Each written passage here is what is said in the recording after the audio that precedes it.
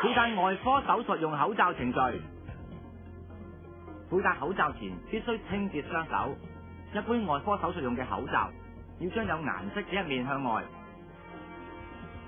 有金屬軟條嘅一邊向上，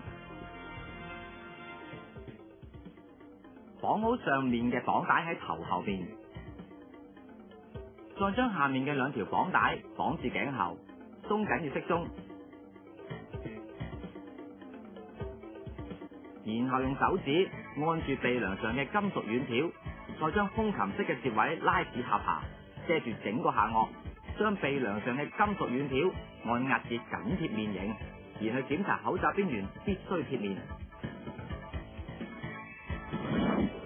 介紹外科手術用口罩程序。喺除口罩前一定要洗手，而手部要避免觸摸口罩嘅外面，因為外面可能已經沾染咗細菌同埋病毒。先解開頸後嘅綁帶，再解開頭部嘅綁帶，將口罩除落嚟，由內向外對接。紮好之後，包喺紙或者膠袋裏面，然後棄置喺垃圾桶裏面。之後記住再洗手啊！